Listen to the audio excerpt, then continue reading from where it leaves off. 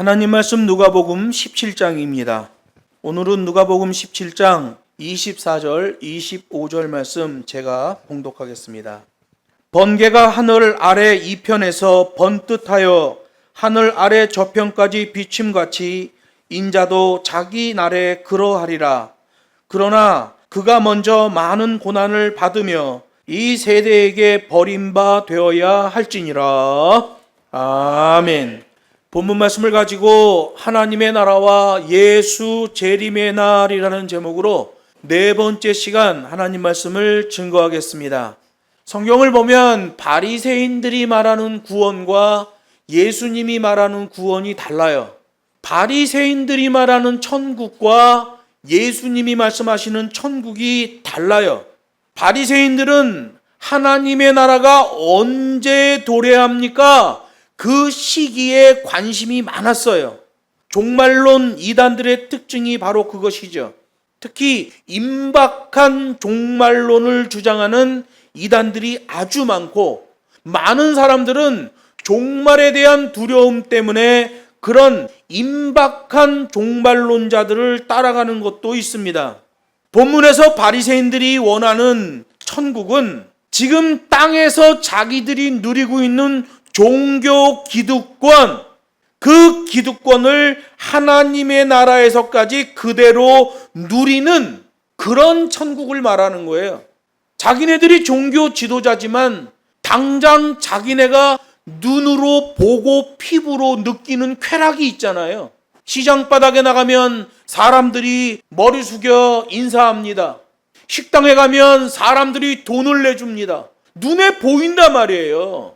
천국에 가서도 그런 삶을 누리고자 원하는 것, 이게 바로 바리새인들이 원하는 보이는 천국, 보이는 쾌락이었죠.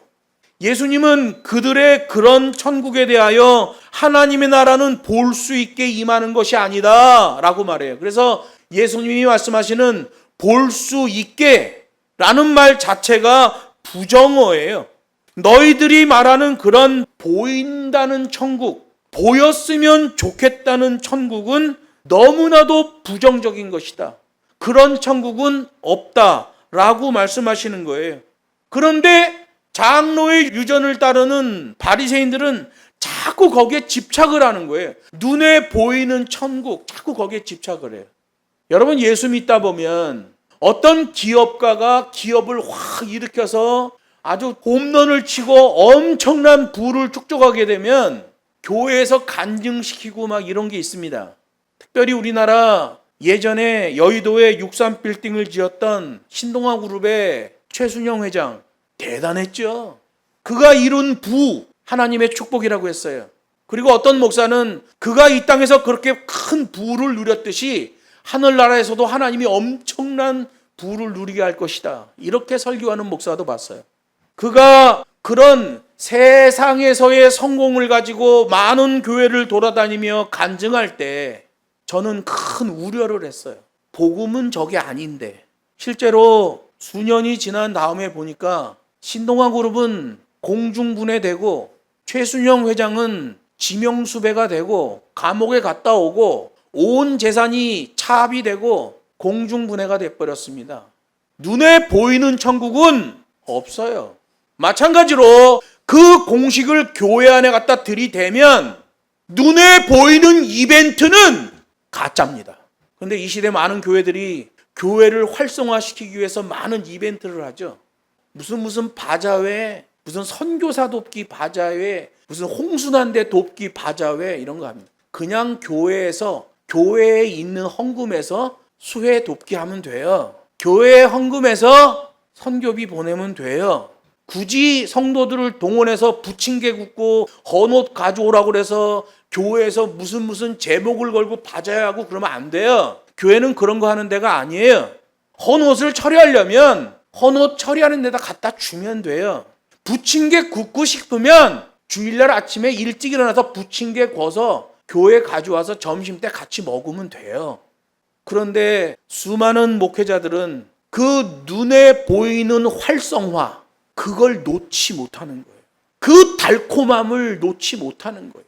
목회자가 어떤 슬로건을 걸고 행사를 할 때 성도들이 모여서 북적북적하는 거, 그런 거를 놓지 못하는 거예요. 눈에 보이는 천국.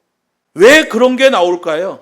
관대한 신학, 관대한 종교, 그 세속주의에 물들었기 때문에 그렇습니다. 여러분, 서양 기독교인들이 만든 기독교는 관대한 기독교예요. 예수님이 저 팔레스틴에서 일으킨 기독교는 관대한 기독교가 아니에요. 굉장히 강직한 기독교예요. 구약 계명보다 더 센 계명으로 받아요. 구약은 사람을 죽인 자는 사형에 처하라. 신약은 친구에게 라가, 너 쓸데없는 놈이야, 너 쓰레기야 라는 말만 해도 그는 살인자다, 이렇게 말해요. 구약보다 신약이 더 세요. 관대한 복음은 반대로 말합니다. 구약이 딱딱하고 신약이 부드럽다고 말합니다. 여러분 잘 구별해야 돼요. 하나님의 말씀 그 기준으로 가야 되지요. 장로의 유전 바리새인들은 하나님의 말씀이 아니라 자기네들이 만든 자기네 신학으로 했어요. 그러다 보니까 회복의 탄력성을 상실해버리고 말았죠. 예수님은 바리새인들의 그런 천국은 없다고 말씀하시고 천국은 너희 가운데 있다, 이렇게 말씀하셔요. 우리 마음속에 있다는 게 아니라 예수를 참 주님으로 영접하고 그에게 순종하는 그 사람들이 있는 곳에 천국이 임하는 것이다 라고 말씀하시는 거예요. 여기 22절 말씀 보면 세속주의적 천국은 없다고 말해요. 여기 22절에 보면 때가 이르리니 에서 이 때라는 말은 크게 신약시대를 말하는 거예요. 여기 인자의 날 하루라는 말은 예수님의 영광과 권세가 나타나는 그날, 재림의 그날, 그 하루를 말하는 거예요. 이 해석은 두 가지의 해석이 가능해요. 당시의 상황에서 해석하는 것, 종말론적으로 해석하는 것, 두 가지가 있습니다. 예수의 재림은 종말의 때에 있는 거잖아요. 그러니까 종말론적 해석을 할 수 있고요.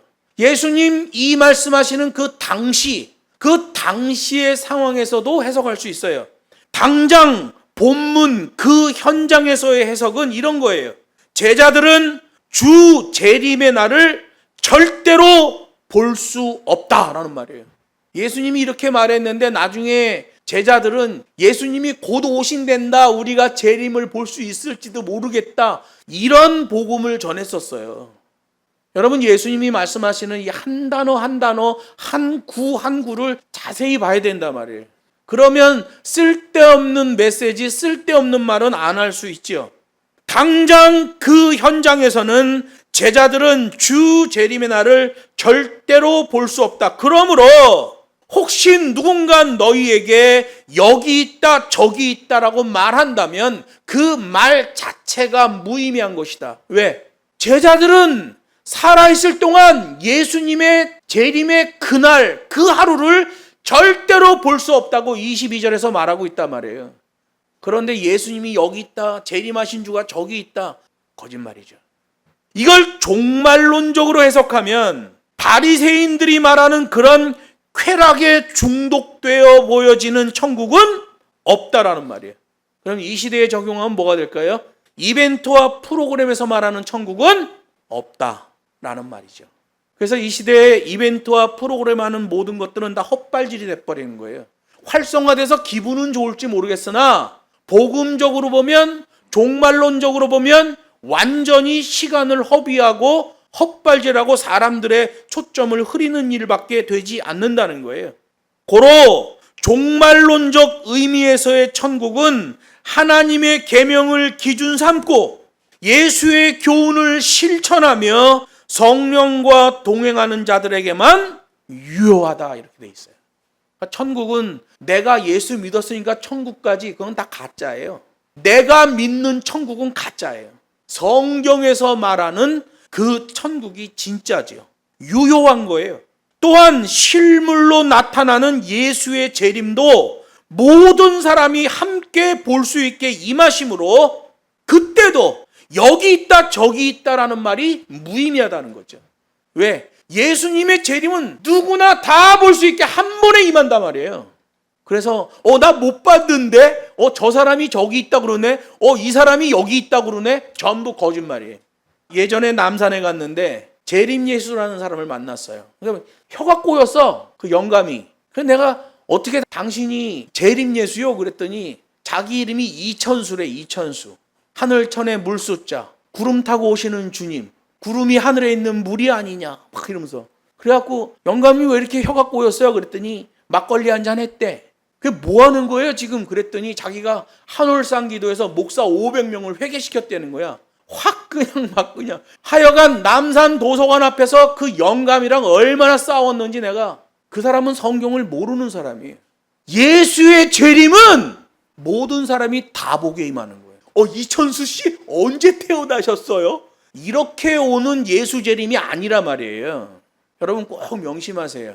여기 있다 저기 있다라는 말 자체가 거짓말이다. 하나님의 진리의 계명에서 말씀하시는 종말과 예수의 재림은 모든 이들에게 보여 알게끔 임한다라고 24절에서 못 박아버리잖아요. 고로 우리는 거짓 가르침을 주의해야 합니다. 왜? 거짓 가르침을 따르다가는 구원에서 제외되기 때문에 그래요. 여기 23절에서 말해요. 사람이 너희에게 말하되 보라 저기 있다 보라 여기 있다 하리라. 그러나 너희는 가지도 말고 쫓지도 말라라고 말씀하셔요. 만약 어떤 사람이 종말과 천국에 대하여 여기 있다 저기 있다를 말한다면 그는 무조건 거짓말하는 자예요. 근데 어떤 사람은 그걸 따라가죠. 신천지 이만희가 성령이라니까 다 따라가잖아요. 왜 그럴까요? 그의 말이 자기를 지혜롭게 할 것 같은 생각이 드는 거예요. 사단의 미혹이 항상 이거거든요. 선악과로 유혹할 때도 저 나무 열매만 따먹으면 지혜로워져서 하나님처럼 될 것 같거든요. 자기 생각, 자기 기준이죠. 마태복음 24장에서 말합니다. 그때 사람이 너희에게 말하되 보라 그리스도가 여기 있다 혹 저기 있다 하여도 믿지 말라. 거짓 그리스도들과 거짓 선지자들이 일어나 큰 표적과 기사를 보여 할 수만 있으면 택한 자들도 미혹하리라. 이렇게 말해요. 이게 무슨 말이에요? 택한 자들, 믿는 자들도 미혹당하여 지옥에 떨어지는 자들이 있다는 거예요. 할 수만 있으면 택하신 자들도 미혹할 것이다. 근데 이때 끌려 들어가는 자들이 어떤 자들이에요? 관대한 기독교, 거기에 오염된 자들이죠. 그래서 그들의 말을 들으면 저의 가르침이 진짜인 것 같다. 나를 지혜롭게 할 것 같다. 라는 생각이 들기 때문에 거기에 물려 들어가는 거예요. 예수님의 재림은 모든 사람에게 분명하고 확실하게 드러날 것이므로 거짓에 휘둘리면 안 된다라고 주님이 말씀하셨어요. 이는 성도들의 필수 사명이다.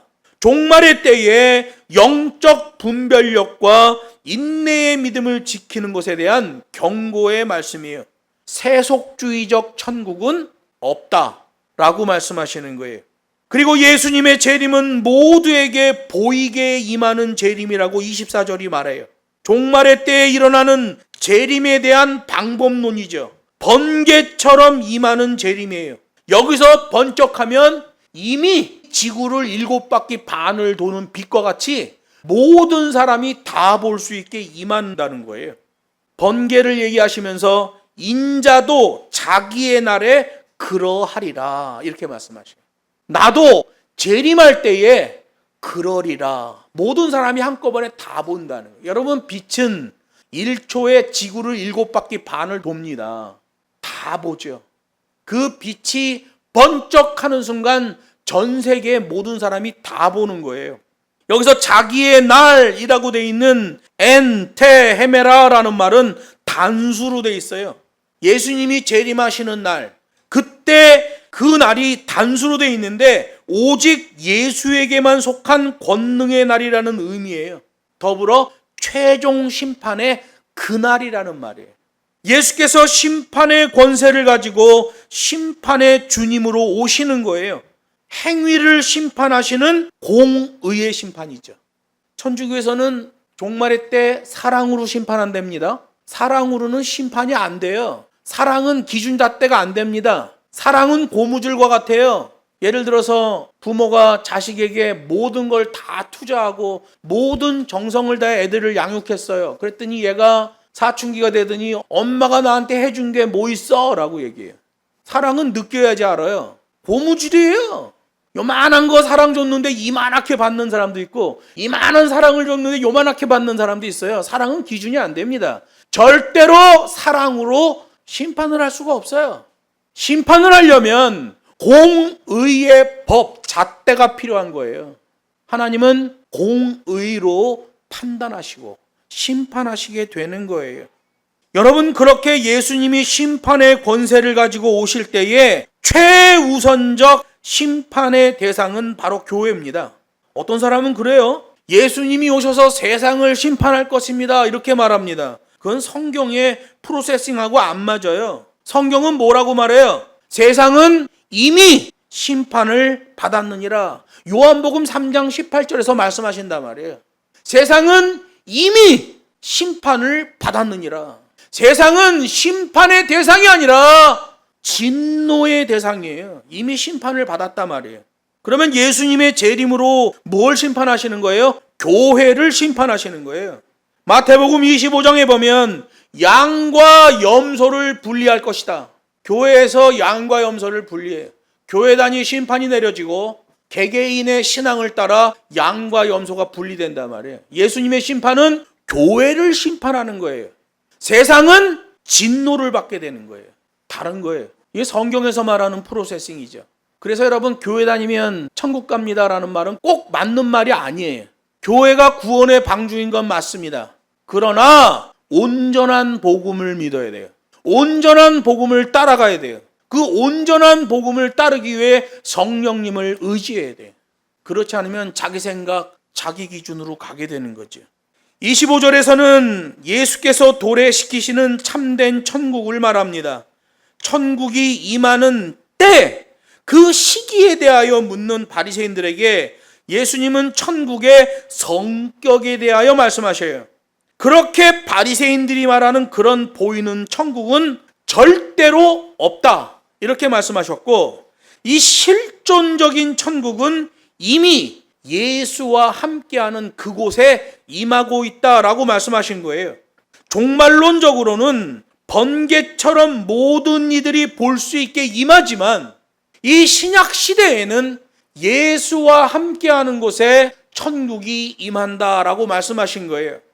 그런데 그 예수로 인하여 임하는 그 궁극적인 천국이 징검다리가 하나 있어요. 그게 바로 25절에 기록된 말씀이에요. 예수의 고난을 통하여만 그 천국이 오게 된다고 말씀하시잖아요. 여기 25절에 보면 예수께서 고난을 당하고 버림을 받는 게 먼저 되어질 일이다, 이렇게 말씀하시잖아요. 쾌락 연장의 천국은 없다. 예수께서 도래시키시는 천국도 예수의 그 고난을 통하여만 오게 된다 라고 말씀하시는 거예요. 즉 예수님의 영화로운 권능의 재림과 그리스도인들에게 주어지는 천국은 모두 예수 공생의 사역, 그 고난 사역이 배경이 돼 있는 거예요. 이게 하나님의 경륜이죠. 그냥 십자가를 통해서 나의 죄를 용서하고 장래의 죄도 다 용서하고, 이건 양키들이 만든 관대한 신학입니다. 예수님도 이 천국을 도래시키기 위하여 자기 종족에게 버림을 당하고 십자가의 고난을 당하시는 거예요. 그걸 통해서만 천국이 도래하도록 하나님이 설계를 해놓으신 거예요. 그냥 성부께서 내가 너희를 다 용서하노라 한마디만 하시면 될 것을 굳이 예수님을 왜 십자가에 못 박으십니까? 라는 퉁명스러운 질문에 대한 대답이죠. 예수님이 직접 말씀하셔요. 천국은 내가 도래시킬 것이다. 내가 도래시키는 천국은 바리새인들이 말하는 그런 천국이 아니다. 천국의 성격을 말씀하셔요. 천국의 성격은 내가 종족에게 버림을 받고 십자가의 고난을 받아 죽고 다시 살아나는 것. 그게 배경이 되고, 그게 배경이 되어 재림이 일어나고, 그게 배경이 되어 천국이 도래하게 될 것이다 라고 말씀하시는 거예요. 사도행전적 부흥이 사도행전적 고난을 통하여 나와지는 것과 똑같은 거예요. 사자굴에 뛰어 들어가는 선행 조건이 있어야만 사자굴에서 나오는 증거가 성립되어지는 거죠. 그러므로 이 시대 그리스도인들의 복음도 고난의 복음이에요. 예수의 복음은 고난의 복음이에요. 그런데 보이는 천국, 관대한 기독교를 주장하는 이 시대의 대부분의 교회들은 고난 없는 부흥을 원해요. 그래서 이벤트 막 잡아 돌리는 거예요. 새생명 축제 연예인들 데려오고 사회 유명인사 데려오고 돈 쏟아붓고 고난 없는 부흥을 추구하는 거예요. 여러분, 천국 복음은 고난의 복음이에요. 고난의 복음을 붙들고 예수 그리스도의 고난을 자기 육체에 채우는 자가 천국 백성인 거예요. 그렇다고 해서 내 몸을 칼로 찢고 내 몸을 고통 가운데 두고 이런 걸 얘기하는 게 아니에요. 예수 그리스도의 고난을 내 몸에 채우는 것은 내 욕정으로 하고자 원하는 것을 하나님의 말씀 때문에 내려놓는 거예요. 내가 하고 싶은 것, 성경이 하지 말라 하면 내려놓는 거예요. 내가 하기 싫은 것, 성경이 하라 하면 그거 하는 거예요. 그게 그리스도의 고난을 내 육체에 채우는 프로세싱이에요.